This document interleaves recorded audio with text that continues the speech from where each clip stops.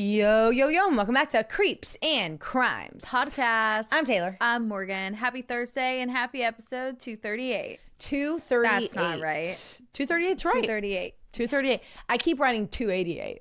So Whoa. I'm time traveling. Take it over the here. fuck back. I need to calm down. All right, guys. Weekend number 1 of me and Morgan hip hopping around the earth. Tell us about your trip. Completed. I just came back from Florida, so naturally I'm CEO of Florida. CEO of a good tan. Florida. CEO of Sunshine. Loved it. So I have funny things I need to tell you. Number 1, I went down for Logan's cousin's wedding. She's my cousin, obviously now. So it was a Fetzner wedding. And if you guys have picked up anything over the years of us even talking about my wedding and mentioning, you have to understand that Fetzner weddings are freaking insane. Like the craziest. Benders. They're so fun. They're benders. Like we just literally do the craziest shit. We have so much fun. Logan's family is so fun. They're crazy. I love hanging out with them. Nicole and Tim got married. We're very happy. Yeah, we congrats. love them so much. She looked like Stunning. a freaking model. I only saw the one picture of the whole family. Just unbelievable. And she looks stunning. When she walked down, like came out in front of the aisle, I literally like was jaw You're like, whoa. dropped. I was like, I've never seen someone so beautiful in my entire life. I love that. She's so gorgeous. But let me give you something really funny that happened. So the wedding was in West Palm Beach. Okay. Logan, like I've talked about before, he's from South Florida. He's lived literally everywhere from Miami to as tall as high up as Fort Myers or Melbourne or what. I don't know which one's taller or which one goes further. And he's lived in Ocala. He's lived all over. Specifically, South Florida is like where both of his like sides of the family are. We're always down there, but I never stop in West Palm Beach. I've heard a lot of shit about West Palm Beach because I've heard it's just like so nice and beautiful. I just heard like money. Well, there's a lot of history there, and because I was like, why is this it's not like it's Miami where it's like obviously Miami's Miami. I never understood why it was so wealthy. Yeah, I got the tea on that. So, and it actually is all about Mar-a-Lago. Oh, I believe that. Yeah. So it was built by Marjorie Post cereal breakfast food. Okay. Okay. That's a case. It's not like a case. It's just like someone that we could like dive into. Yeah, on it's how just reminding me crazy the of the story Amy is. Schumer movie. Yes. Right now. Yes. Because I think they even talked about it. Literally. Just like briefly. So it maybe goes not West Palm, so but like, deep. But I think they talked about Mar-a-Lago in Yeah. it. But anyways, it goes so fucking deep. Like whatever. I had to read the lore about it, but I didn't know that Mar-a-Lago was there. Like I didn't know where the hell that was, to be quite honest. So we get to our Airbnb, and as we're like going down the road to get there, we can't because like half the roads are blocked off, and they're like putting up these barriers. Like the police are out there, people in suits. So we're like, is there a parade? Are you guys shutting it down for a parade? No, it's Donald Trump. They were like, the president's going to be arriving here in the next 15 minutes. Fucking great. We're less than a mile from it. Morgan, They'll shut that shit down for 3 hours before, 3 after. They did, and there was helicopters, drones all over top of us the entire time. Machine guns on boats, cars, snipers everywhere. Oh my God. I've never felt so unsafe in my entire life. I couldn't even make a joke. Like, and you know I wanted to be making plenty of jokes. Yeah. And we were coming home one night. I was living my best life. Logan had to run like 14 miles while we were down there to train for his marathon. Damn him. So he didn't drink the entire time because he was like, I'm already so dehydrated, which meant that I have a DD.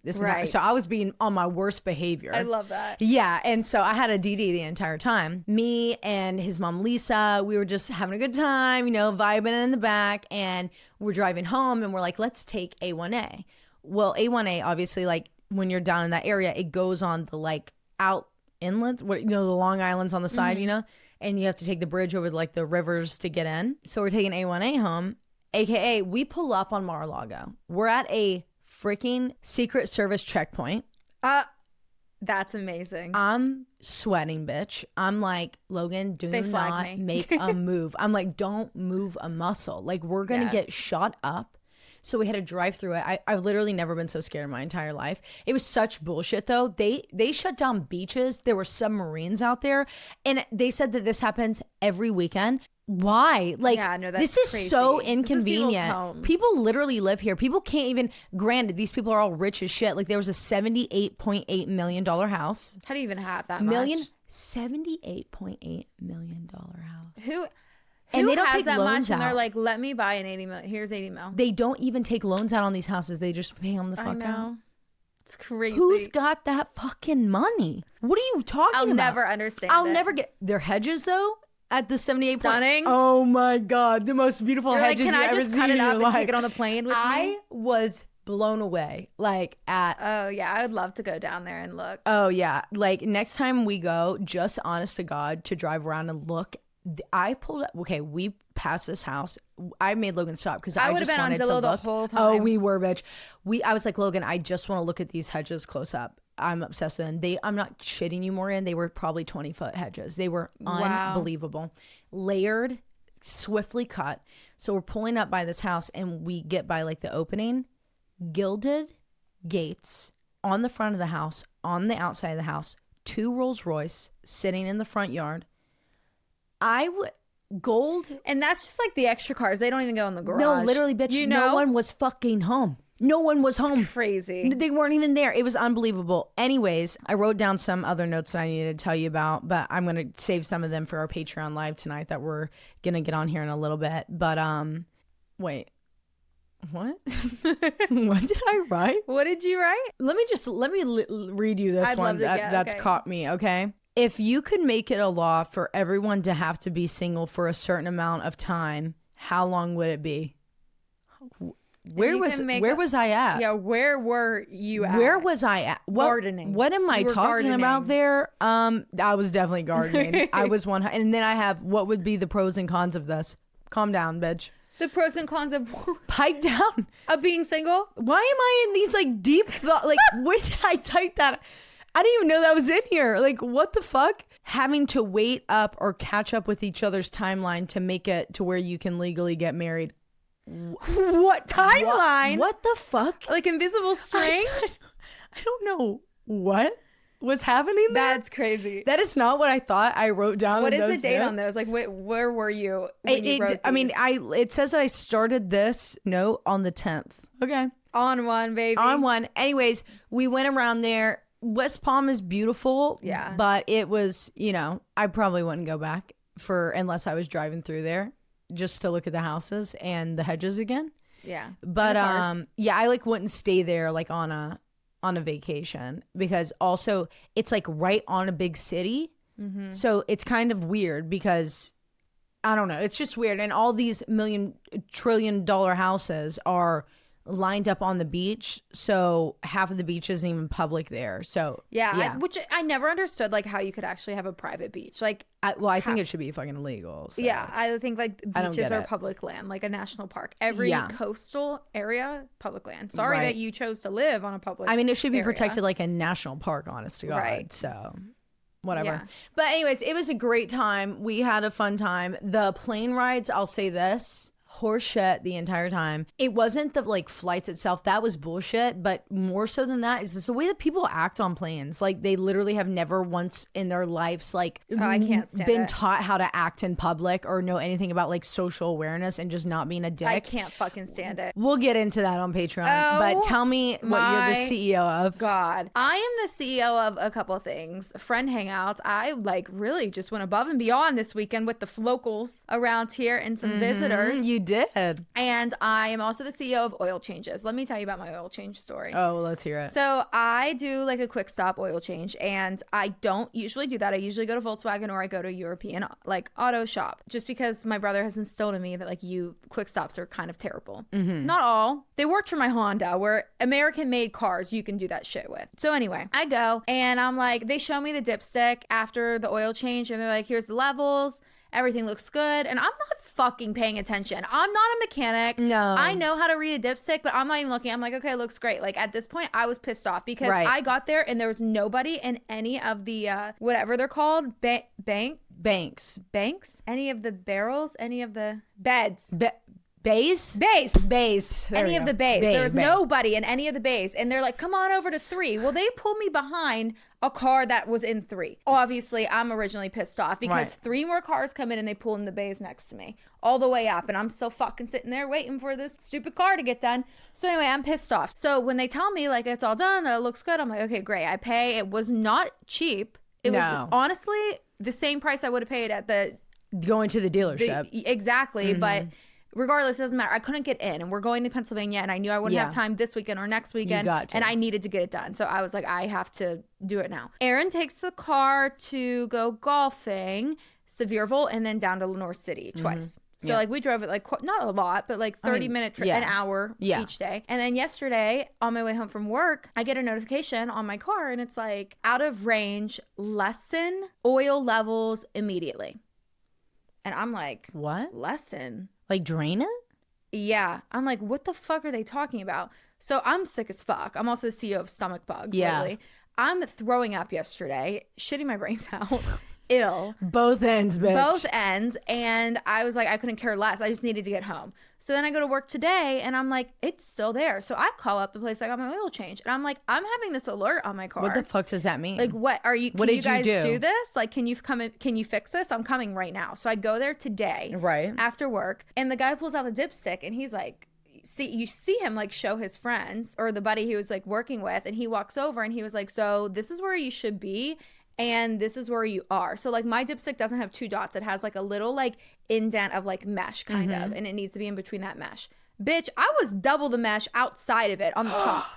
And he was like, so these tanks are 2.5 quarts. Someone put 4 quarts in your Oh my God. in your engine. And so I'm like, what does that mean? I know it's bad, but that's Like, all. He's like, so we're gonna vacuum it out. Okay, we have yeah. our vacuum here, so let me hook that up, and then we're gonna vacuum out like at least 1 quart, and then we're gonna have you turn it back on, and we're gonna vacuum out another. I'm like, if I have a 2.5 quart tank, how do you put 4? How does it even fit? Right. How Where does does that it go? even fit? Where does it go? I also saw them with a lot of fucking towels. Oh no. So anyway, this guy comes over and he's talking to me. I was like, look, like I just saw that sensor and I was like, I needed to come in. I was like, I didn't know what it meant. And I was like, and I yes, you guys showed me the dipstick last time, but I wasn't paying attention. I was like, to be quite frank, I was already pissed off. It was taking me so long here last time. And you showed me the dipstick. Do I look like a fucking... And I told him, I was like, explain that to me, because my old dipsticks had the 2 dots. I was like, that looks like one straight line to me. I don't even know where the markers are on we're this. looking at. And so anyway, like joking, he was like, yeah, it's a really good thing that you came in and didn't call us from the side of the interstate broken down. And I'm like, I don't think that's fucking funny. wait, I'm sorry. I was like, so you guys fucked up my engine? Right. Like, is that what you're wiping up there? Right. Or like, what's going on? Because I've never had any engine problems before this. And he was like, I'm just saying, he was like, if you have any issues, call back. He said, I'm the assistant manager. My name is da-da-da. I need to have your name and number. And he was like, if you have any issues in the future, let us know. And if the sensor doesn't go off, let us know. All I'm saying is that an overfilled engine is just as bad as no oil.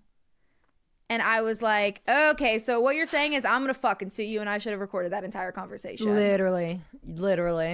I was so fucking pissed off. You need to call the dealership and have them check everything out. Yeah, just like I should. Even if you want to take my car and I'll go drop it off one day and do that. Because I mean, if they don't think I'm taking them to fucking civil court, immediately. If they don't think that their business is getting shut down, I'm gonna say fucking call up the assistant manager. And they didn't put anything in my chart that I was there because I didn't pay for anything.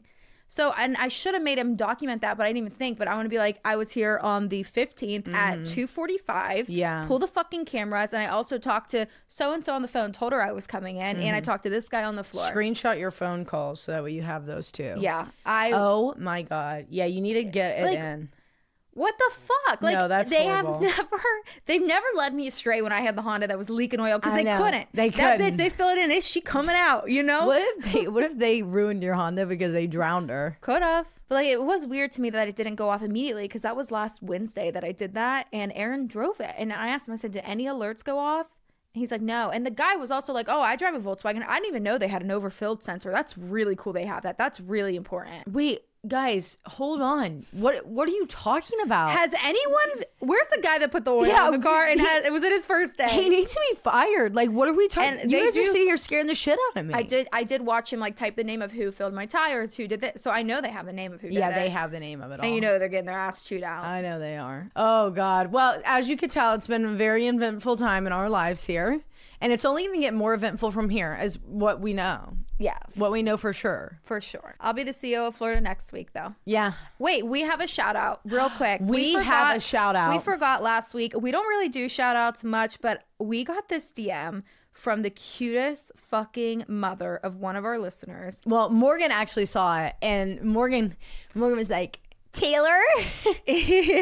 Taylar, look at this. I know, it was really cute. It was really and sweet. I only saw it. First off, don't ever DM us on Facebook. I never only see saw it because Seth is like, oh, Morgan hasn't only talks to us when she wants to use us for Monopoly Go. Oh. And I'm like, our messages merge. You don't even understand don't even Meta understand. with 19 accounts. We it's can't. fucking ridiculous. It's ridiculous. But anyway, it popped up and I was like, good time, mama. So she got this message from a woman named Jenny. She's a mama, and she was telling us all about her lash artist of a daughter out of Dallas. Amazing lash artist. And she was like, you know, my daughter, she's a lash artist. She has gotten all of her clients hooked on creeps and crimes. So we just want to say hi, Brianna. Brianna. Your mama is so sweet. So sweet. And we just wanted to thank you for getting all of your little lash besties to listen to us too. And I hope you're screaming right now as you're doing lashes. Literally. And she also said that you're a member of our OG Pick Me Cole. And so we just want to tell you that we love you and that your mom is really fucking sweet and that it literally got Morgan in the heart. Yeah, it did. And thanks for giving your business our business. Yes. And we'll send you business. So send us what your name is so we can talk about it on there because your mama didn't tell us. All right. Love you. And Morgan, you want to hit them with it? Yeah, I was like, love you, bye. Love you. Bye. If you're driving, throw that shit on cruise control. If you got a glass, pour that shit up. And let's get creepy.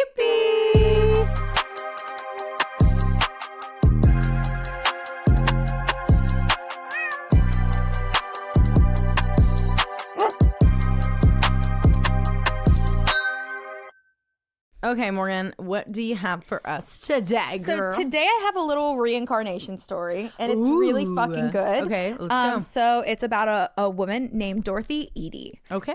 Dorothy Louise Eady was born in London in 1904. She was an only child to parents Reuben Ernest Eady and Caroline Mary Eady, and she was their baby girl. Aww. At 3 years old, a terrible accident took place when Dorothy fell down a flight of stairs in her home. No. When her parents got to her, she was unconscious at the bottom of the steps, and they phoned the doctor immediately because, again, this is early 1900s. Right. There was no ambulance. There was no, like, someone... He had to call the doctor. He had to come with his telegram the doctor ASAP. Right. So the doctor shows up, and almost immediately he knows that he has to break some pretty terrible news to the parents, pronouncing their 3-year-old baby girl, Dorothy, dead. No. He stays in the home for a little while. He's like talking through the shock with the parents while waiting for more help to arrive to the home. Like the next steps, not necessarily like more help, but like, yes. And when he's about to head out, they happen to pass the stairs. And 3-year-old Dorothy was nowhere to be found. Oh. She was no longer laying at the bottom of the stairs, lifeless. So the parents, in a full fucking panic, along with the doctor, they start searching the house, room after room. And then they find her in her bedroom, alive, playing on her bed like nothing had ever happened. No. Of course, there's like some mixed emotions going on in the house. No one can really make sense of this situation. The parents obviously are so grateful that their beloved Dorothy is okay, but they had so much frustration and anger towards the doctor because literally you just pronounced her fucking for dead. the last hour, I was just grieving my 3-year-old daughter. So they're yelling at him. They're like, what the fuck kind of doctor are you? Like, how could you pronounce her dead? And how do you like handle that in front of a 3-year-old? Are you okay? You walk in, you're thank God that you're alive, but at the same time, you're like, wait a second, this is not right. Like, hey, what are you doing? Yeah. Playing. You got any boo-boos? Like, what's going on, queen? Yeah. And so they're freaking out on the doctor, and the doctor is like, she literally didn't have a pulse. startled just like you guys are. Like, she literally had no pulse. She pronounced her lifeless. dead. She was definitely dead. So everyone like splits off. The doctor goes, the parents are like, get the fuck out of the house. Like, you get the fuck out of here. You're not a doctor. Call another You're one. a fake doctor. And the parents are just kind of like soaking in every single minute that they didn't think they would ever have again with Dorothy. They do take her to some follow-up appointments. That's crazy. I can't even imagine. I would be like, possessed. If I was that doctor, I would never trust myself ever again. Like, I would have to quit because I'd be like, and if I was the parents, I would be like, my child's possessed. Yeah, I know. That's what I'm saying. Like, I'd be like, this is a zombie. Like this is not my child. Zombie apocalypse. Something has happened. Here's Armageddon. And what are you going to do in the early 1900s? You're going to go to a specialist? No, they're going to give you a lobotomy for saying that. Right, exactly. You came with the witch. Burn her at the stake. A few weeks go by, and Dorothy has started to develop like a really strange accent that the parents couldn't quite place place. So they had some follow-up appointments with doctors, new doctors, not the same one anyways, because of the fall. And when they brought up this new accent, they sent her to like a speech or like neurological specialist at the time. She was suggested to be suffering from something called foreign accent syndrome. Okay. And so this is a rare medical condition where patients will develop like speech patterns that are perceived as a foreign accent that is different than their native accent. And oftentimes we see this diagnosis in patients that have suffered from a stroke or they have chronic migraines. Where's my accent? Yeah, I would like to develop. Or they an have accent. developmental problems, or they have suffered a severe head trauma, like Yes. Dorothy. I've heard about it happening like with people that come out of comas and stuff. Yes. Yeah. It's crazy. It's believed to occur due to lesions in the speech production area of the brain. However, there's really no like nail down of this because It's a brain. it's the brain. Also at this time, her behavior kind of sort of shifts. Dorothy begins telling her parents that she wants to go home. Oh. Go home like where she is in her sleep. And her parents are like, what do you mean by this, honey? Like, this is your home.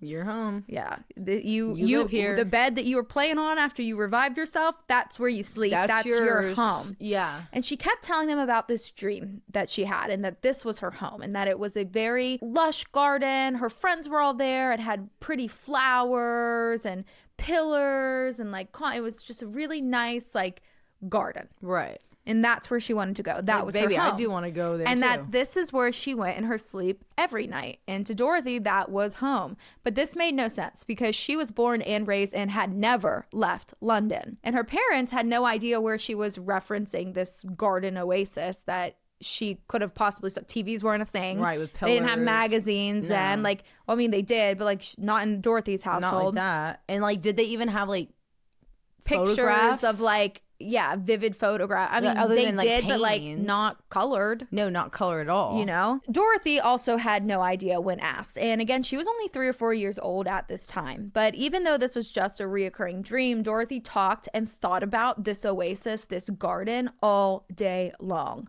Her mom would even find her in the morning or before bed crying. And when asked why she was upset, she would tell them, I want to go home. This isn't my home. And when her parents would tell her that she was home, she'd snap back that, no, I don't know what the fuck you're talking about. This isn't my house. Oh my God. I don't live here. So the garden by the building in her dreams was her home. And around this time, Dorothy's parents decided that they were going to take her to a museum. This specific British museum had an ancient Egyptian display. So not that they were like, oh, Egyptian, like garden oasis, but they were like, let's see if we can maybe jog something. Right. This museum has tons of displays of different. Or like maybe they had taken her there when she was really little and like a stroller and thought like maybe this is what she's And talking the dad about. also had a job at, I believe it was like not like an art critic, but like something with Like art. a gallery or something. Something with it. Yeah.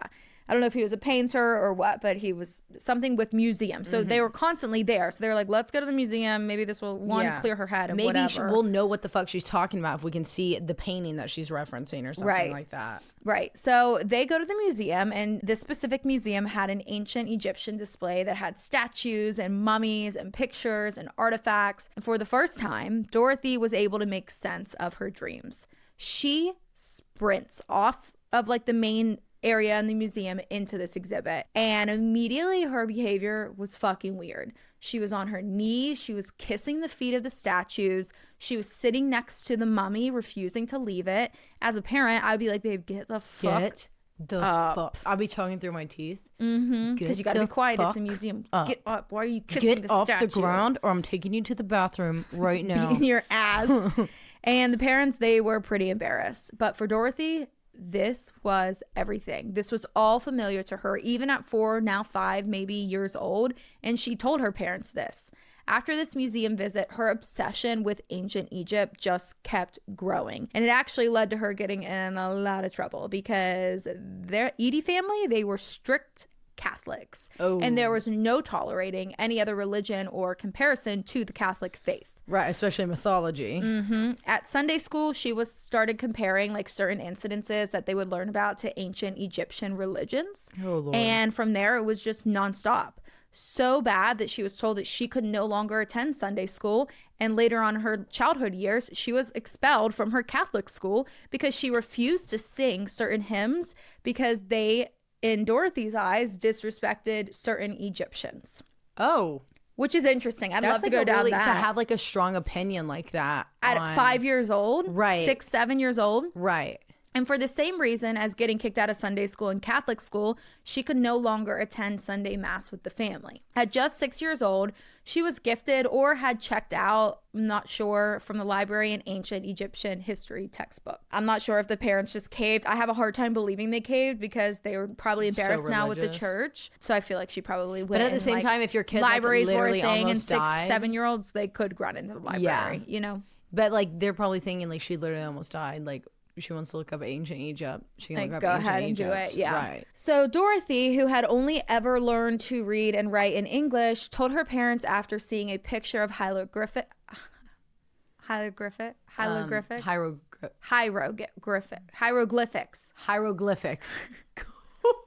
After seeing a picture of hieroglyphics that this was her language. She couldn't remember exactly how to read or write it, but she continued to study this textbook. She was very familiar with the hieroglyphics. Right. And one picture in particular made everything click.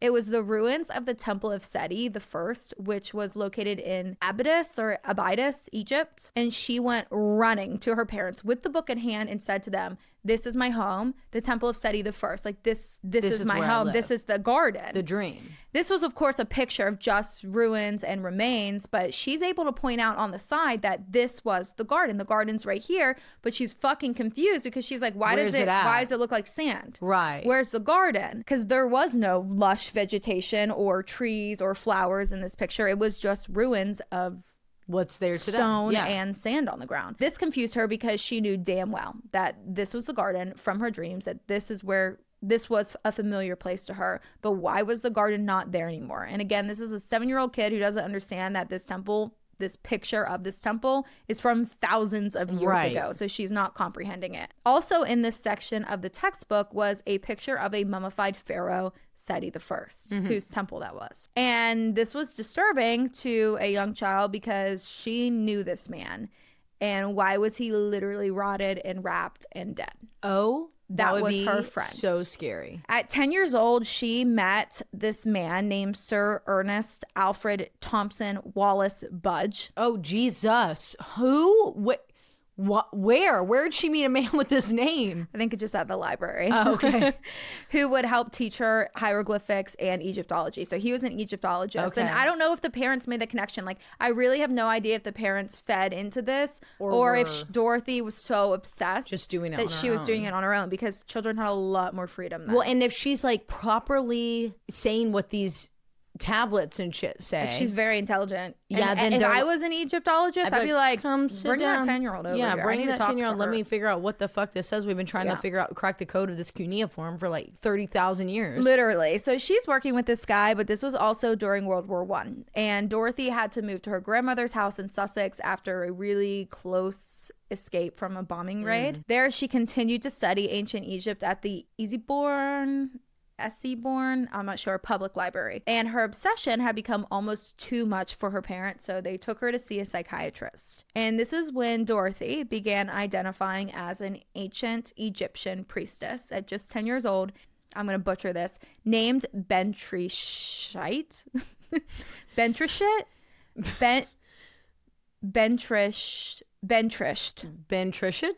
Bentrisht. I like that. That one sounds better. Yeah, it's like SHYT. Shite? Bentrishite?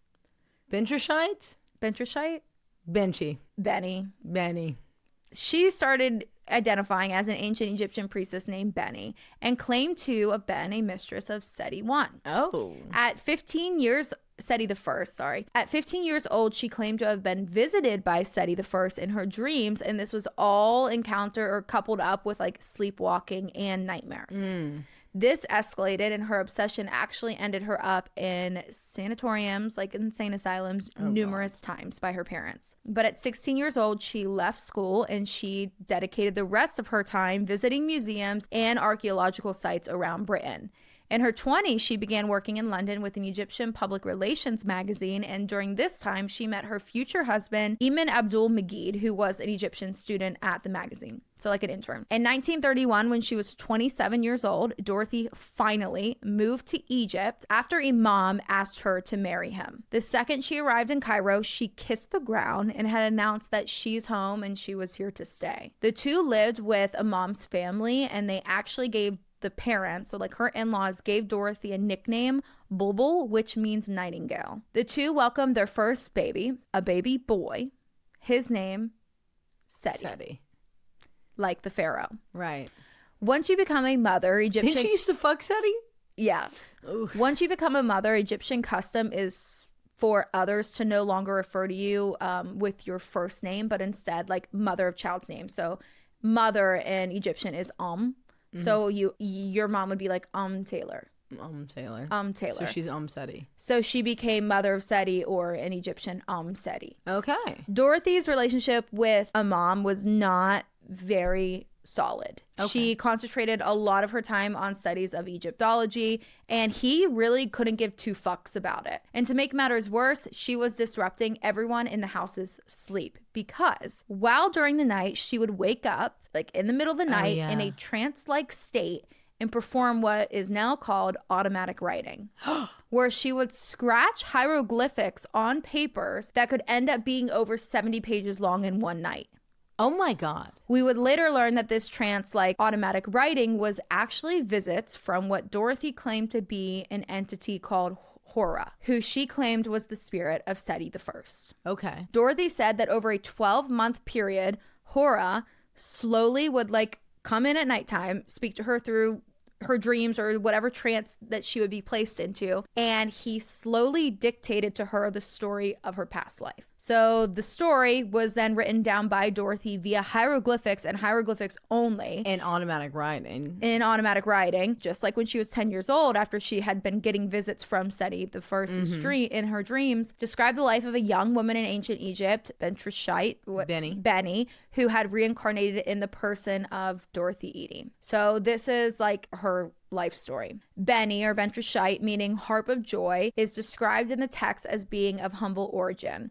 Her mother was a vegetable seller and her father a soldier during the reign of Seti I, 1290 BC to 1279 BC. When she was 3 years old, which is also when Dorothy fell, her mother died and she was placed in the temple of Kom el Sultan because her father could not afford to raise her. There, she was brought up to be a priestess. When she was 12 years old, the high priest asked her if she wished to go out into the world or stay at the temple and become a consecrated virgin.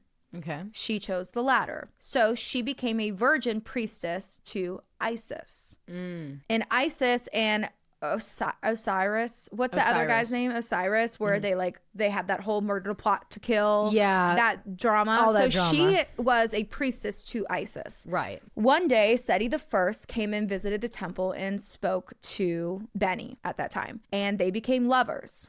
They ate the, quote, uncooked goose, which was an ancient Egyptian term that had been compared to eating the forbidden fruit. Okay. Meaning they fucked. Right. And this is when Benny becomes pregnant. She told the high priest who the father was, and the high priest informed her that the gravity of the offense against Isis, since she was Isis's virgin, was so terrible that death would be the most likely penalty at a trial. So unwilling to face the public scandal for Seti her lover, she committed suicide rather than facing trial. Oh my God. This devastated Seti, and he vowed to be with her again. And according to Dorothy, this became a reality. She wrote in her diary that he would visit her every night and that they'd have these spiritual romantic encounters. Ooh. While she was still married with Imam. Right. Yeah. She's keeping everyone up all night fucking her ghost boyfriend. And she said that he planned to marry her when she joined him in the Egyptian underworld. Okay. Imam and Dorothy's marriage obviously wasn't doing well because she was also in love with Seti I still.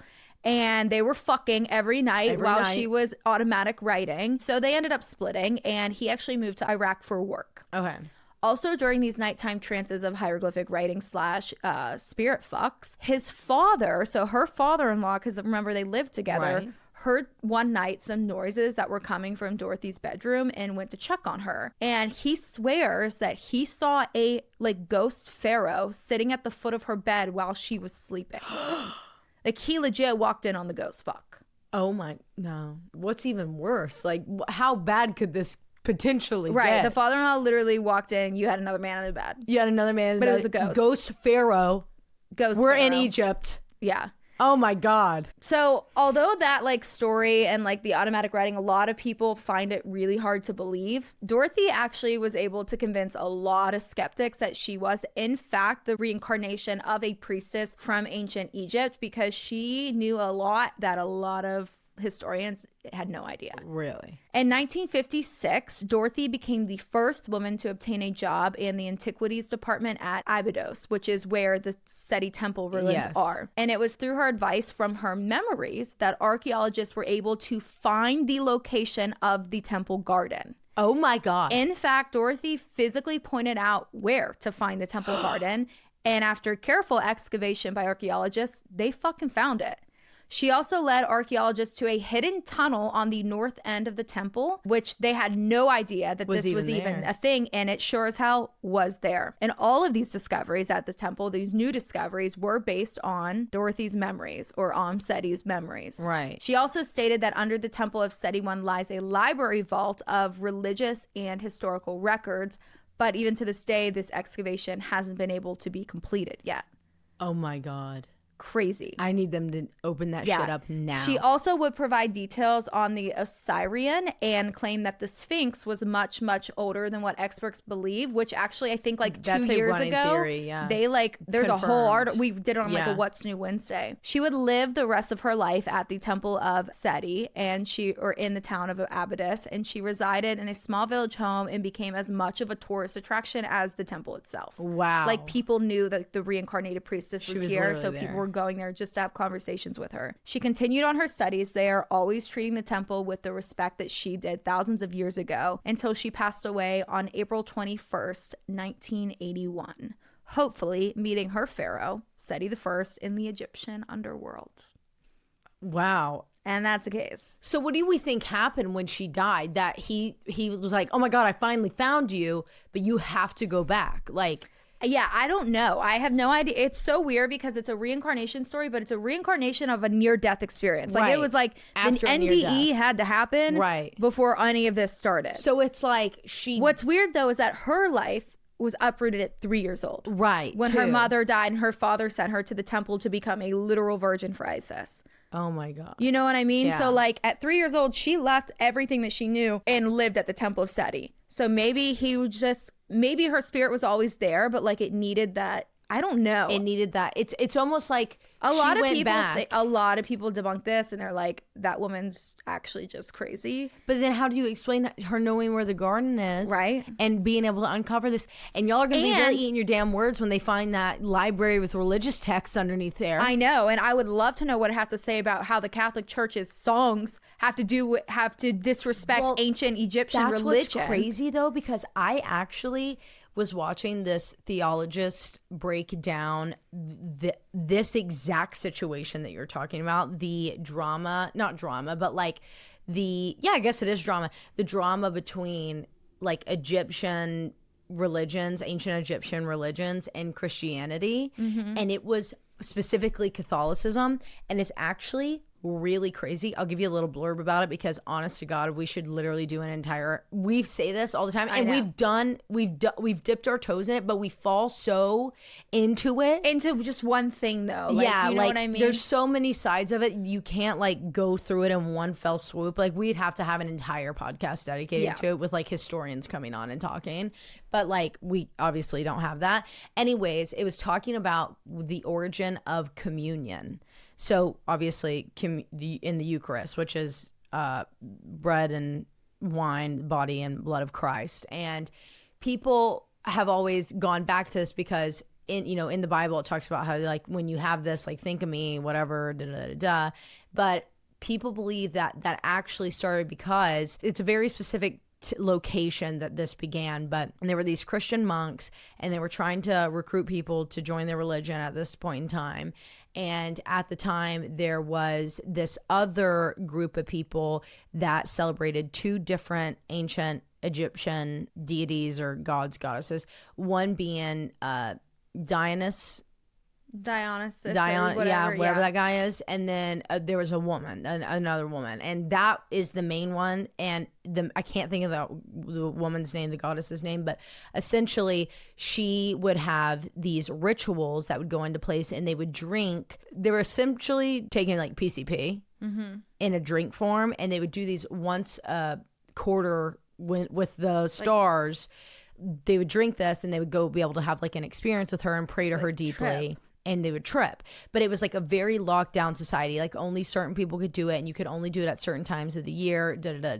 Then also you had the Dionysus or whatever his name is, little blue guy that everyone got fucking pissed off about with the Olympics, because he used to have these feasts, and you would drink wine and eat bread, and you would be closer to him. It was a way to like celebrate with him, and also like come to him and like tell him what you need help in, and like offerings and shit. So they said that a way that Christianity marketed themselves back in the day was, well, you want to do these rituals and you can't get into the secret society and you can only do it once a year. Well, you can come drink wine and eat bread with us here and get drunk, do it in public, and you can do it at any time and be able to talk to God. Like our God, you can talk to him whenever.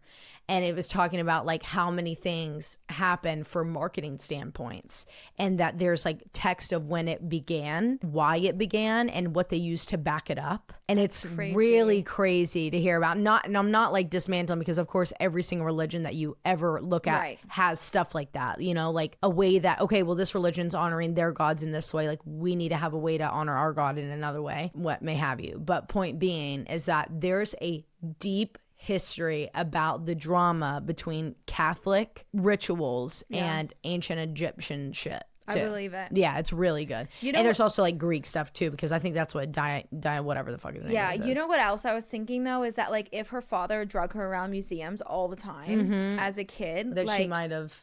Maybe it was just like when she died, she saw that. Yeah, or like I just think like Egyptian. I don't know. I always go back to Moon Knight. Oh, I love that Marvel show. I just feel like if you're even around artifacts, like you have a chance for it to just be like to grab onto you in a way. Yeah, like to spiritually affect you. Yeah, yeah. Because and like they'll place their love in anybody. They don't care. They don't care if they're reincarnated or not. Right. They'll place if you were my love, but you weren't my love. My love's dead, and I had the power. Pop. Well, I could have popped her in with your soul, and that's why you came back. Yeah.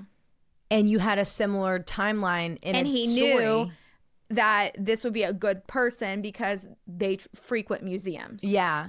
And her parents are historian buffs. Like, yeah, could be. Or he could see into the future and be like, she's going to marry an Egyptian guy. She's going to be in our backyard. So I need to get her. I need her to be there and like be able to talk to me when she gets there. Yeah. Yeah, because it's almost like when Dorothy died at 3, it was like a little beeper went off in the underworld, and he was like, oh shit, there she is. Like, I've been looking for her all this time, and beep, beep, beep, and she's up there, and he's like, hold on, no. We have the soul contract. You have to go back down so you can go back to Egypt and we can go into our next life together. But you have to live this life. Right. You're going to have to complete it. Yeah. So then he was like, I'm putting you back. It's going to hurt a little bit. Just go play on their bed. But just go upstairs and play on the bed. Like, you're not going to remember what happened. Let your parents see a ghost. Yeah. Damn, bitch. Yeah, I know. Crazy, right? That's crazy. I love reincarnation stories. I know. I've never seen one play out to like adulthood. No, like that. to adulthood like that. And to the fact that like the automatic writing or whatever. So it's almost like, yeah, when she died, either she got all the information she needed for the first time to be able to actually communicate with him, or he saw her and sent her back. Or she needed to die. And come back to life to make that connection with someone in the spirit world. Or maybe there was a husk. Yeah. And Benny took it.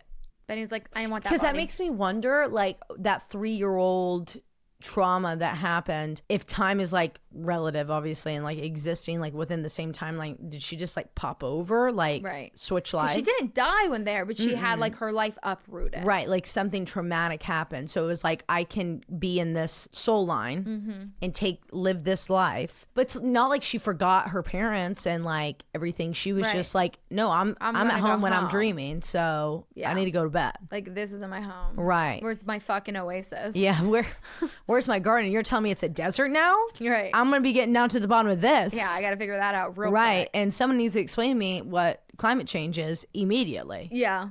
Because what happened? Now, what happened? What happened in my home? Right. It's also a little weird because, let me pull this up. She looks like the mummified version of Seti.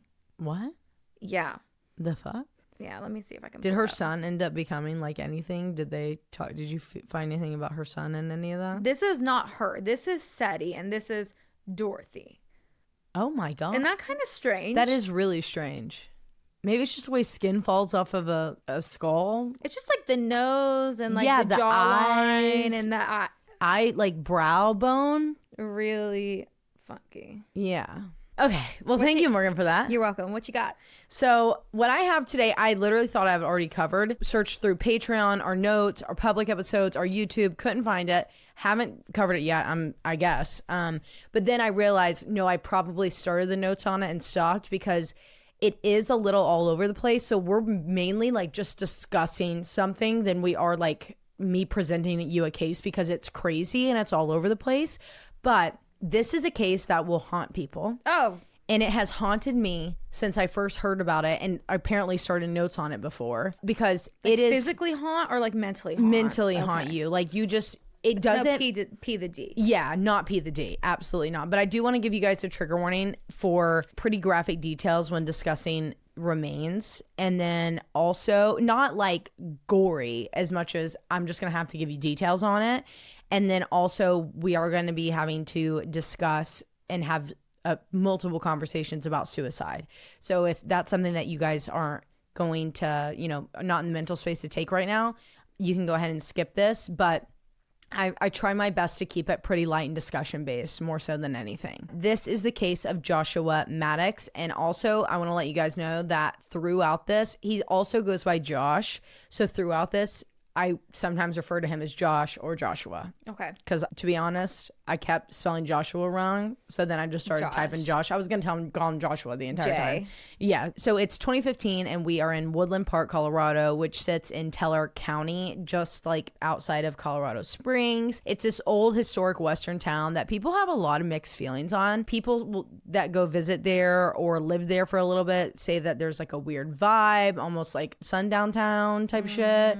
No one trusts anyone there. Like not a good, it's a small town community feel, but like at the end of the day, everyone's got their knives ready. Small towns in Colorado are just culty vibes. Especially for this one that's literally like remote in the mountains surrounded by it. And it's got a lot of like it's beautiful. I'll say that. It's absolutely stunning. It really values its history, but like its history is terrible, not good, not a good one. But some people go and they're like, I would move it there in a heartbeat. But like people that are really like into the town say that there's just bad vibes. Okay. Interesting. It sits in the Pike National Forest and is gorgeously hidden in these mountains with hundreds of trails that are easily accessible at all times from like anyone's house to go hiking. But one of the most notable places in Woodland Park is actually the Thunderhead Ranch, not to be confused with the Thunderhead Ranch in I think Wyoming or Montana. This is also referred to as Thunderhead Inn, and it's a historic property with a very haunting, nasty past filled with drinking, gambling, super shady old Western shit, like goes on. It's a true crime case within itself. It was closed down in the 50s, but purchased as a private residence in the late 60s, early 70s. But many of the original buildings, or in fact, all the original buildings still remained on the several acres when it was purchased. Now, I feel like it could be a trifecta case, so I'm going to leave the history at that. And we're going to talk about what you need to know with Thunderhead Ranch. For you to know to get with the story is that it had this like saloon / gambling hall on it. That's kind of the main building and the biggest building.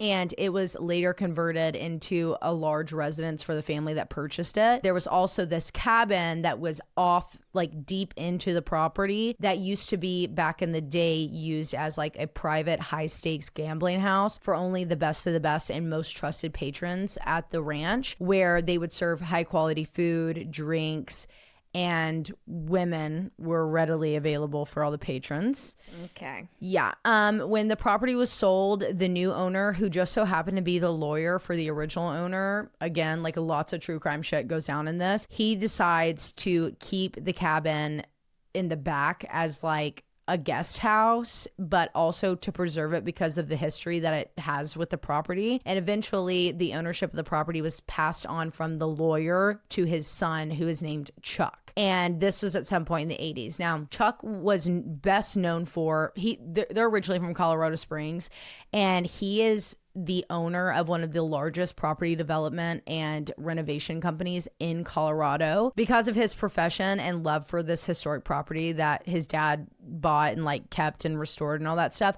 he did a real, like, Chuck really took care of this property. He wanted to make sure that the cabin was always like nice, that the property was always nice, that the original inn was always nice, which was the new home. And he allowed his brother to live in the cabin for the last 27 years before the brother ended up moving back to their hometown of Colorado Springs in like the 90s, I think. Now, one of the things that they did do to the cabin during the 90s to make sure that it was going to be like comfortable for as a guest house, they added a small room to make it more comfortable and functional as like someone to live there, because they were going to rent it out. But one of the centerpieces in this new room that they added was a beautiful fireplace and chimney. Stunning. Love. And obviously, when you live on this much property in an area that's as remote as this, in the middle of a national park, you have to put a lot of protections into place on your property, but specifically with a chimney when it comes to wildlife.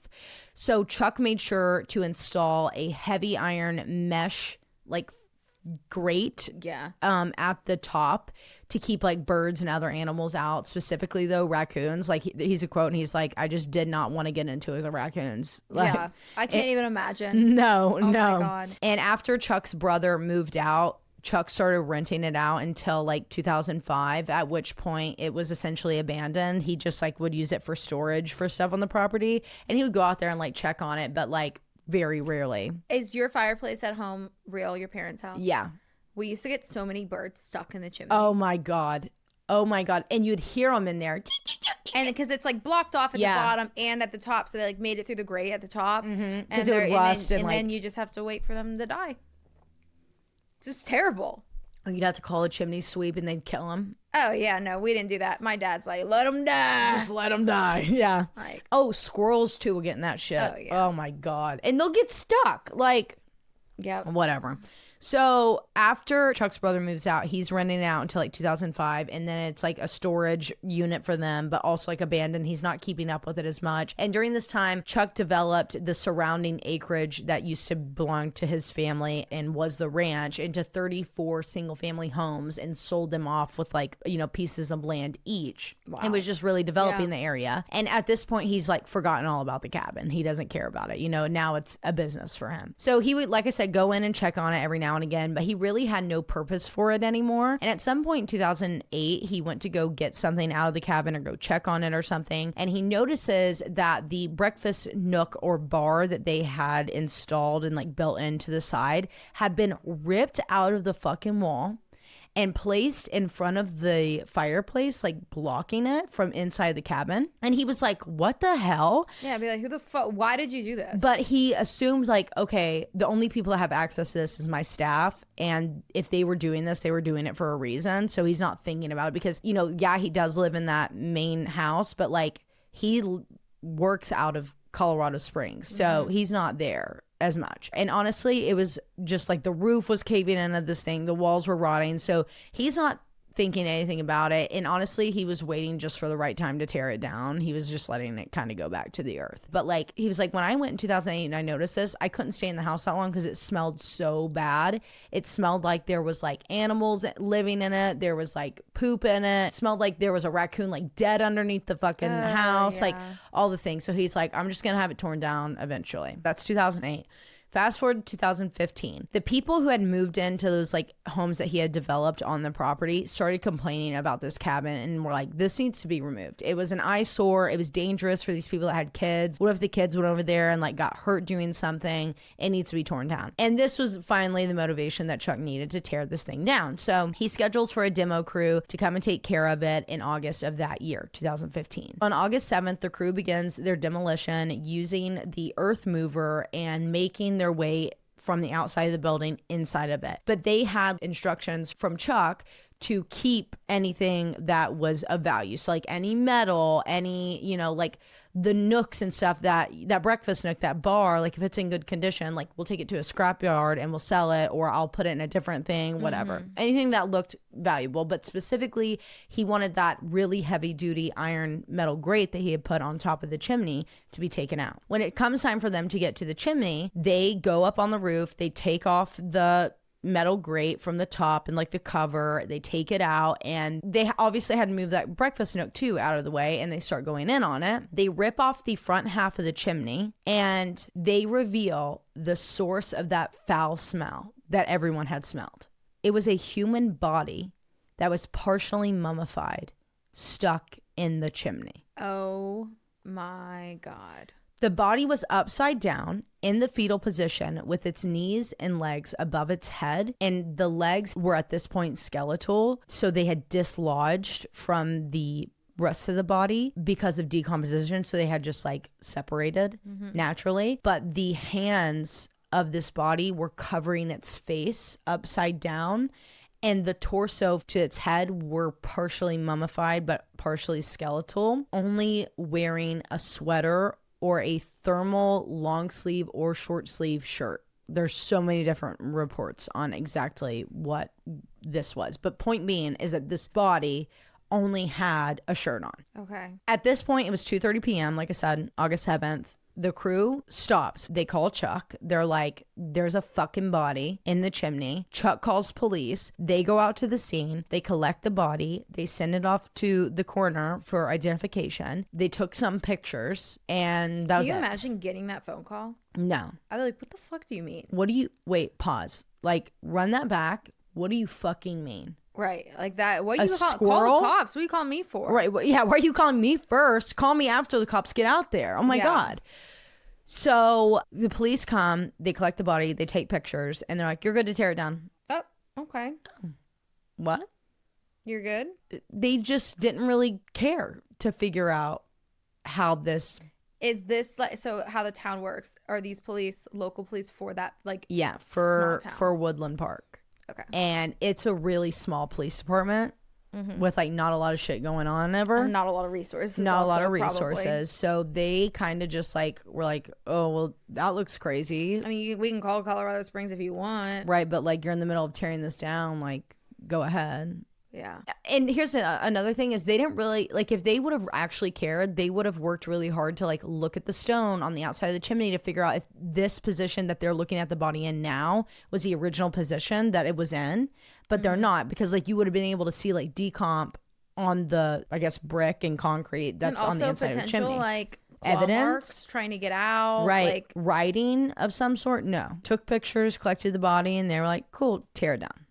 Now, a local reporter named Bill Vorgren picks up this case, this crazy discovery, and it was sensationalized. It was called, The Boy in the Chimney. He starts writing about this, and he does his own research to be like, okay, well, we know it's like a young man, and that's all we know. So he does like this little background check, and he's looking at any young men that had gone missing around the area of Thunderhead Ranch in the last like so many years. And he finds 2 cases. There was a local boy named Joshua Maddux, and then there was another local boy named Lucas White. Lucas White was 24 when he went missing, and Joshua Maddux was 18 when he went missing. So Bill personally, before putting this article out, calls the families of these 2 men and says to them everything that he knows. Like, this is what I've learned from my journalism. I'm about to put this like article out, but I want to let you know that they haven't identified who this person is, and you might want to call and see if you can try to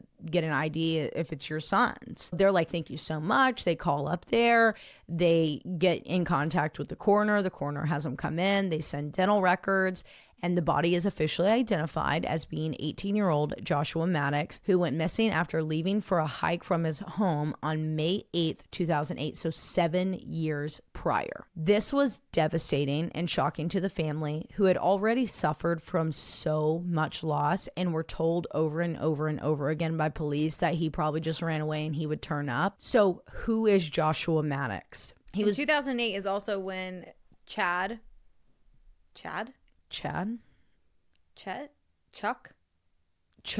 went to the cabin and saw the thing had moved, had been pushed up against the fireplace. Damn. Okay, yeah. Who is Josh? Born on March 9th, 1990, to Mike and Roberta, Joshua was their youngest of 4 children. He had 2 older sisters named Kate and Ruth, and an older brother named Zachary, who he looked up to like as his main guy.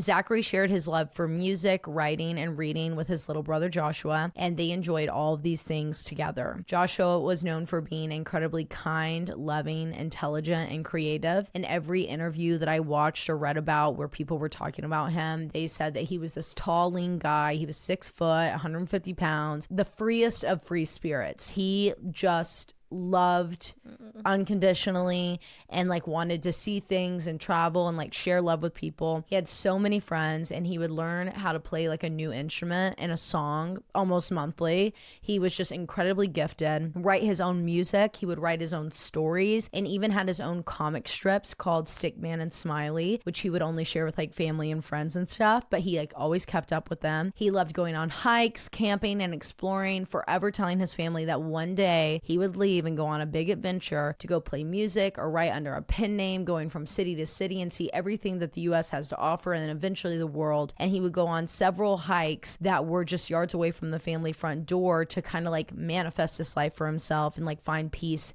in nature and in the woods, which is where he found his solitude. His family home was less than a mile, some sources said 2 blocks away from Thunderhead Ranch, which Joshua, who loved learning about history and storytelling, knew a lot about because of the lore. And on June 2nd, 2006, the Maddox family tragically faced one of the hardest events of their lives when Zachary, their son, Joshua's older brother, took his own life just 2 weeks prior to graduating high school. Oh my God. After battling with depression for the majority of his 18 years on this earth. This was shocking and devastating, especially for Joshua, who loved and looked up to his older brother so much. But he decided that he was going to pour all of his grief into music, the hobby and passion that he felt honored his brother the most. So for Joshua's last 2 years of high school, he remained this like fun-loving, kind, friendly guy, free spirit that he had always been, and grew even closer to his 2 older sisters, Kate and Ruth. And he joined a band with some of his peers that they had founded called the Bombers, Baumers, and they became like this little band. But he was specifically close with one of the founding members, a guy named Andy, who was actually in Zachary's grade, so in his brother's grade. Andy, like I said, became really close with Josh and kind of, I guess, like filled up that older brother role in Joshua's life. And he began to kind of like encourage Josh on this big adventure that he wants to go on, saying like, we can do this together, we can play music, and that's how we can make money, and we can, you know, go on tour. And this big adventure, like I said, it was no secret. Anyone that knew Joshua knew about this big adventure that he wanted to go on. And everything that he would say was that, look, one day I'm just going to go off the grid and I'm going to return home like months later, maybe a few years later, and I'm going to, don't worry about me, I'll be back, but I'm going to go. Right. And he always said like he'll do it after high school. But turned out it was going to be a lot sooner than anyone thought, because on the morning of May 8th, 2008, just a month before graduation, Joshua told his family that he was going to go out on one of his daily walks on the nearby trail, and he never returned. At first, they thought that he had decided to camp out and would be back the next morning, but when he didn't return, they kind of got more worried. So Mike, his father, began calling around to all of his friends. No one knew where he was or any plans that he had to begin this big adventure this soon. So friends and family like went out together in groups and searched all the trails and campsites that Joshua would frequent, but there were no signs of him. It was like he walked away with only the clothes on his back and just vanished into thin air. Mike finally broke down and reported Joshua missing to the Woodland Park Police on May 13th, which was 5 days later. And I know that seems super late, but you have to understand that they really thought that he was just out. Like, that was the type of guy he was. 5 days in Colorado, that could be one hike. One hike, truly. With camping. Like, and he's right in the shadow of like Pike Mountain and stuff. Yeah. Like, you know, like there's just so many things that he could do. And he was known for going camping and off the grid like all the time. Like, he did that shit all the time. And they didn't want to jump the gun out of fear that it would be a waste of time for the police or for them and make them seem overbearing. But also, they knew police were not going to take them serious. He's 18 years old. He could do whatever he wants. And they were right, because the police didn't. Police told Joshua's family, like, look, he ran away. He'll show up. And also, like, he's probably struggling with a lot, considering it's his brother, and he's also getting close to graduation too. And the family's like, that's our entire point. That's literally our entire point. We've already lost one son. We cannot lose another. Yeah. Within so do something, the same please. timeline. Like, can you help us? But police were like, look, we'll send out missing persons notices. We'll take the report. But like, they didn't investigate anything. So they sent out like flyers and bolos to the surrounding areas. They put them out on social media, and they just kind of like went on with their lives. His father never moved. He kept the same phone number, the same address, and just waited and prayed that Joshua was going to walk back through that front door again. And his older sister, Kate, said, quote, since Joshua turned 18, it's been reasonable to assume that he may have decided to leave town or start a new life. As one of his two older sisters, I have always chosen to believe that this was the case. I have expected Josh to return to my father's house at any time with a wife and small children so that they can meet their grandparents and 2 aunts. Josh has always been known for his musical and literary talents, so maybe we would find him playing music with a band on tour, or catch him writing successful novels under a pen name so that he could keep his preferred lifestyle of solitude in the woods, end quote. They truly had no reason to believe that he was in trouble or wanting to take his own life or do anything else other than just go on that big adventure. So that's what they held on to. Yeah. Until they got that call. I feel like anyone would. Like, if this was Yes. my sibling, I'd be like, he did it. you know, Yeah. Marshall, he'll be back. He'll Come back and knock on the door one of these days. He's like, fine. He's probably keeping up with us. I worry about him, but he'll be back. He'll be back. Yeah. Exactly. And this is what they thought until they got that call from that journalist, Bill, who very kindly gave them a heads up and like helped them get to the bottom of this.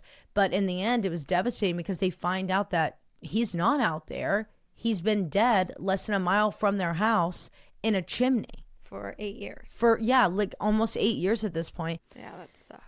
The Taylar County coroner at the time, Al Bourne, performed an official autopsy on Joshua's body and found no evidence, from what they could tell with the amount, with the level of decomposition that they were dealing with. No evidence of drugs or alcohol in his system. No sign of trauma to the hard tissue. No broken bones. No knife marks. No bullet holes. No sign of foul play. They couldn't say exactly what the cause of death was, but they began working through a list of possibilities. They said, in situations like this, we'd say, okay, was he stuck and he died of starvation? Probably not. That takes many weeks for someone at his age. So they ruled that out, and then they were like, okay, well, the next would be dehydration and hypothermia, which would take less than 2 days to set in. And they went back and looked at the dates that he went missing and the temperatures, and they saw that it went below 30 night into the day and was only getting above 40 like at peak time. Wait, I thought it was in June. No, May, okay. Early May. So it's like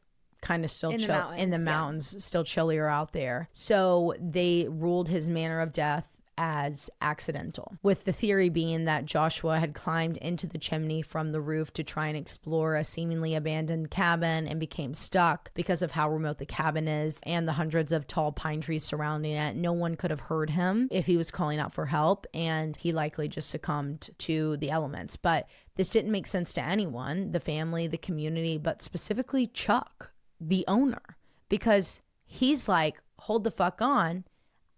That iron grate, I pulled it out.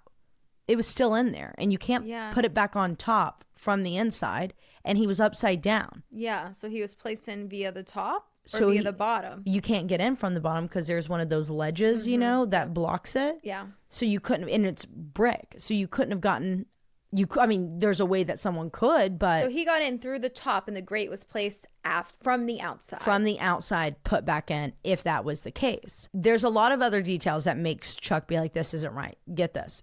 I already told you about that grate, but let's dig into it a little bit more. Essentially, the chimney was fitted with this like thick wire mesh in addition to the grate that hung from steel hooks, in addition to keep animals out and from debris being lodged in this chimney chute. And as we know, the crew that was demoing the chimney had taken off. And by the way, Morgan, you can look up pictures, not of the body, but of the chimney, so you can see the visuals of what I'm talking about. Look up Joshua Maddux, Maddux chimney, and you'll be able to see what I'm talking about here. And you guys can see it on our Instagram. So they had these like things into place, and as we know, the crew was demoing the chimney. They had taken off the topper and the grate beforehand, and Chuck was like, it was there, like they told me they pulled it out, we took it to the scrapyard. But he was very vocal about how odd it was that in late 2008, when he went to go check on the house, that breakfast nook had been torn out of the fucking wall and moved to block the bottom of the chimney, right, which at the time he didn't think much of because it was just sitting there abandoned at that point. But looking back, this was just all too weird for their theory to say that he just like accidentally got in there, especially because of something that I have not told you. And that is, when they moved that breakfast nook, to the side of the breakfast nook by the firebox was a pile of folded clothes, folded pants, underwear, shoes, and socks. Everything he was missing. Everything he was wearing the day he went missing, and what was not on his body. Oh my God. From the bottom. From the bottom of the chimney. Inside the cabin, Morgan. Yet the theory is that he went in through the chimney to get in because it was locked. So how could his clothes get folded? And then him stuck? Like 2 + 2 isn't equaling 4. The math Right. isn't mathing here. Now, because of this amount of pushback from specifically Chuck, who was very fucking vocal about it and went up to the office and fought this coroner for hours until they decided to just go to the media and let the public decide. Finally, Al Bourne was like, after, getting essentially bullied into reopening the case, he reopens it, does another autopsy and or reviews the findings because, by the way, they had cremated him. So they no longer had a body to be able to go back in to check like out. someone, it's an inside fucking job. Right, like this is just so crazy. Like they are fucking this up. This is fucked up. This, like, everything about this investigation from top to bottom is fucked. Al Bourne reviews the case and he concludes that the physical only way that Joshua could get upside down in that chimney, be in the position that he was, would be if he had crawled in the chimney from the roof head first. There was no doubt about that in Al Bourne's mind, the coroner. However, for him to get into that position that he was found in, specifically the fetal position with his legs above his head, it's unnatural. You can't, it would have been really hard to do and would have taken at least 2 people, if foul play was involved, to A, get him into the chimney, and B, position him like that. But at the end of the day, with no evidence to consider, the manner of death remained as either accidental or undetermined, saying that no matter what, Joshua in some way or another had entered that chimney from the top, and that is the only way that it could make sense. And Al Bourne was like, and that's all that I'm gonna say about it anymore, period. I'm done. You need to know that Al Bourne's a fuck if you haven't picked it up at this point, because he literally constantly was making comments like, quote, he shimmied down the chimney like Santa Claus and got stuck and couldn't get out. And then he would say things like, right there, revoke his fucking job. He says, I mean, this was just like a stupid boy doing stupid things, like probably on drugs. You can't say if he was. You're guilty. What are you talking about, dude? And then he literally said, quote, publicly, yeah, it would have been a horrible death. Oh my God. Like, why you, an actual coroner, would ever say that publicly, knowing the family's going to hear that? Yeah, that's is crazy. Beyond me. Like, you do not need to be working. And there's no excuse for the times. This is 2015. This is 2015, babe. Like, you need to be fired and everything revert. I have no. Him. I swear to God, Morgan, I don't know if it's not John Bonet, is it? That he was the coroner. What's his name again? Al Bourne.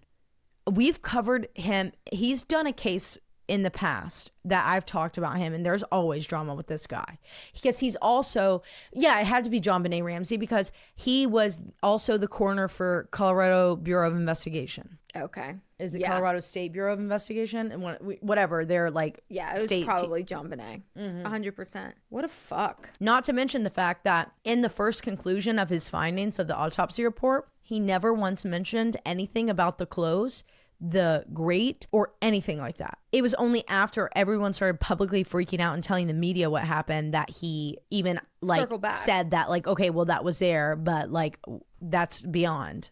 No, it's not beyond. Someone would have had to cap it from the top. Right, and someone had to fold those clothes. He couldn't have folded the clothes. And why? And he's not like even in that skinny chimney. He could take off his clothes if he wanted to. Right. And I told you he's 6 foot, 150 pounds. Like, yeah, he's skinny and lean and tall, but like that would make it even harder for him to even bend his knees in such a small space like that, or bend down to be able to get his pants off of him, to fold them even. Right. And reach through the smoke shelf?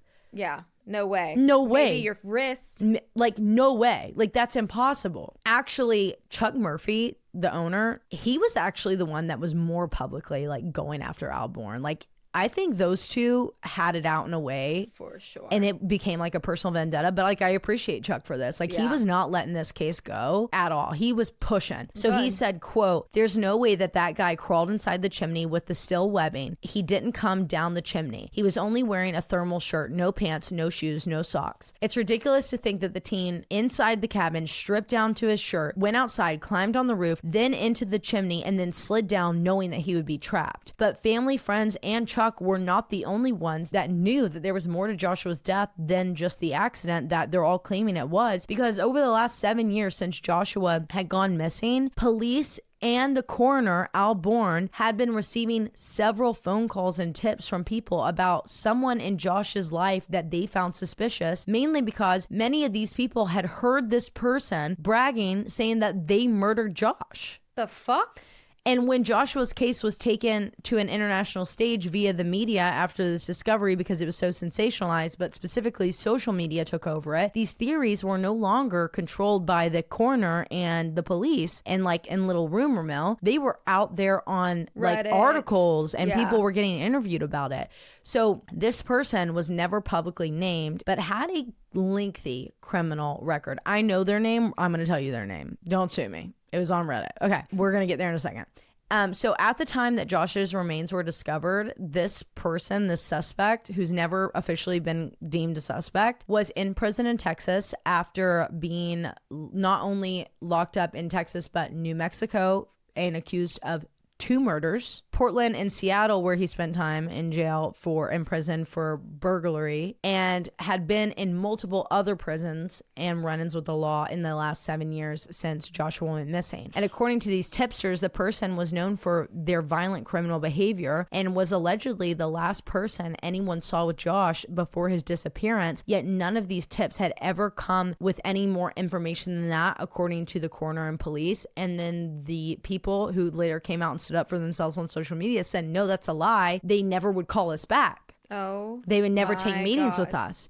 However, going back to the sensational media of it all around Josh's case, some of these tipsters who would never be heard out by the police or the coroner went to Reddit and they started publishing their findings. So in 2015, a now deleted burner account posted about Josh's case and finally, for the first time publicly, identified the rumor suspect as Andy, Josh's friend from his band senior year. Andy was Zachary, his older brother's age, and was in the band with him. Yep. And they were going to go on that big adventure together. So I'm kind of debating if I want to read you the post first or give you the backstory first so you can understand what's going on. Maybe I'll just kind of do them together.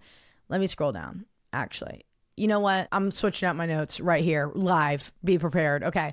So let me tell you about who Andy is first. His name's Andy Newman, okay? And he played guitar all throughout high school. He founded the band The Bombers with Josh, and the two of them had that same free spirit, love for music. They wanted to travel around and play music. They had plans to do so after Josh graduated. Andy had already been hitchhiking around and traveling since he had graduated high school 2 years earlier with Zachary, the older brother. He would come back and like do the band with Josh, so they were spending a lot of time together in that year prior to Josh disappearing. They started talking about how like right after Josh graduated, the two of them were going to go down to New Mexico together because Andy had already been there. He was very familiar with it. He knew all the stops and the hostels and all the things. And according to several people, Andy left town right after Joshua went missing and went on a fucking killing spree, which is actually confirmed, but he was never charged with anything because the main witness on the first one got murdered. The second one, he admitted to killing a woman and stuffing her into a barrel, and they were like, okay, well, we don't want to risk like a double jeopardy situation, so we're not gonna charge you with that one. We're just gonna get you on this guy. But then when the main witness was killed and the case was dropped, they just let him go. The fuck? What the fuck? He has never been named a suspect officially in any of these cases, in any of these states, like all these states. Who does he know? Who the fuck is Andy? Like, what does he do? Who is his family? Yeah, who's his dad? And who's his grandpa? no idea. Is he a Rothschild? Like, literally, what is going on? He's been in jail like several more times. In fact, like since 2015, when all this was going down, he's been arrested in New Jersey, in Texas, because he was fleeing a warrant for his arrest in Florida for burglary. And then when he was arrested in Texas, he was high as fuck off PCP. And you know, that gives you like superhuman strength. So it took 3 officers and like essentially like a fight in the middle of a road to even like get them arrested when they were pulled over. Despite all of the tips and the begging of people from everyone that knew Josh and Andy, police are like, look, we can't do anything because Al Bourne won't release the case back to us. It's a coroner's case now. So he won't release the case back to the police department. How's that even a thing? But guess what? The police can get it back. Yeah, it's not, they just don't care to. But I want to go back and I want to tell you what this post from Reddit says, because it'll make more sense now that you know who he is. So it says, quote, I went to high school with this skinny dorky hippie named Andy who played guitar in a band. I was never good friends with him or anything, but a year or so after I graduated, one of my really good friends, Josh, started hanging out with Andy, and then he went missing. Turns out that in addition to being a lot scarier looking, Andy indeed headed down to New Mexico as they had planned, where he found himself shooting the shit with a caretaker of a disabled guy and got invited over to their apartment. The caretaker goes to get in the shower, and when he comes back, the disabled guy that he cared for was stabbed to death and Andy was gone. When Andy got arrested, he also claimed to have killed a woman in Taos. I can never Taos, and stuffed her body into a barrel. The cops had indeed found this woman stuffed in a barrel in the area that he said it would be, but already had someone in custody for it and decided to just stick with the guy that they originally had instead. I'm sorry. Yeah. Back that up. Years later, I found out that the caretaker had died in a bar fight, and without him, the cops didn't have much in the way of evidence somehow, so the case against Andy was dropped too and he was released. Several of us went to the police after this saying, quote, yo, Josh, who went missing, was last seen with Andy, who's a murderer. Maybe you should check that out. Despite a fair amount of pestering, nothing ever really came of it. And by nothing, I mean that the police mostly didn't even return our calls. And once accidentally canceled the bulletin on Josh because, quote, they said he was alive and well and living in the next town over. He wasn't. He was actually in the chimney of an abandoned cabin like 2 blocks away from his parents' house. The coroner said that the body had been there for about 7 years and ruled the death as accidental, concluding that Josh had probably climbed down the chimney in an attempt to break into the house and gotten stuck, which given the age of the corpse doesn't seem overtly ridiculous, except for the fact that in addition to Josh having last been seen with Andy immediately before going on his stabbing spree, police called in to report having heard rumors that Andy was bragging about, quote, putting Josh in a hole. Somebody had ripped a heavy bar off the wall in the kitchen and propped it up against the fireplace to block it, or the fact that Josh's stuff was already inside the cabin, meaning A, he had already broken in and would have had to lock himself out to go through the chimney, and B, he might have noticed that the flue or big bar would have prevented him from getting back in through the fireplace, or the fact that when he was found, Josh's knees were above his head, which sounds to me like he would have had to go in head first. Disclaimer, I'm not a fucking expert at all. Or maybe the fact that Josh was barefoot and naked from the waist down. This is just my opinion, but I don't care who you are. You don't try to climb into a chimney head first via a hole rusted through a metal grate with your dick hanging out. As far as I can tell, nobody even bothered to call Andy and ask if he knew anything. By the way, from what I hear, Andy is still out and about to do his thing when he's not in the mental hospital. All I'm saying is I wish they would have done some police shit, open an investigation, try to track down some leads, interview some of us folks who have been calling in tips for the last 7 years, maybe check for some semen or something. I don't know. Just don't say accidental, dust off your hands and call it a day. End quote. Period.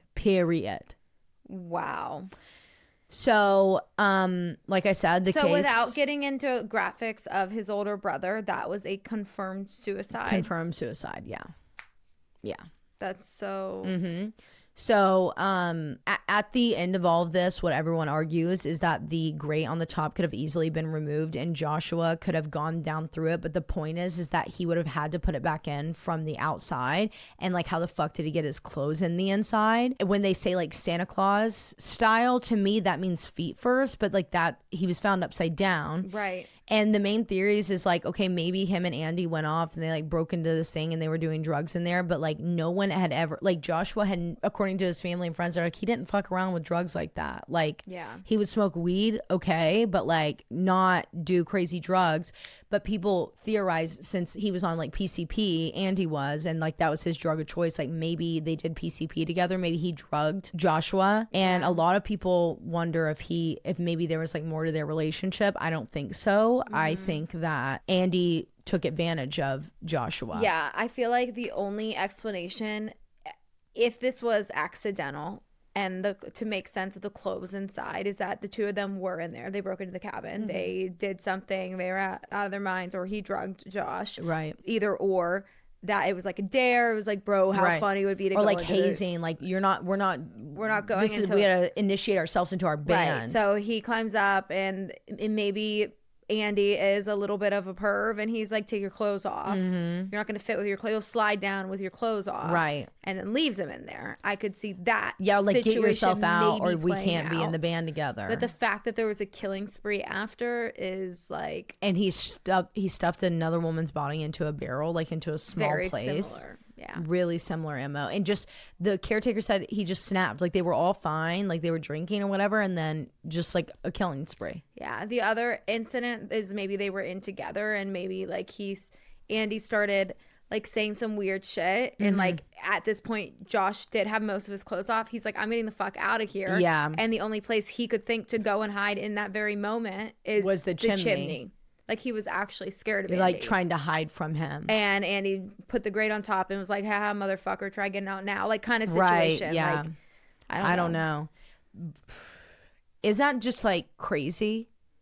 What's crazy is this was all during the developmental like period of like all those houses. And like I feel like had he been in there for hypothermia, yes, but not after one night. No, it just doesn't seem they said right. it would have been 2 nights, so he would have died within 2 nights because of paired with dehydration.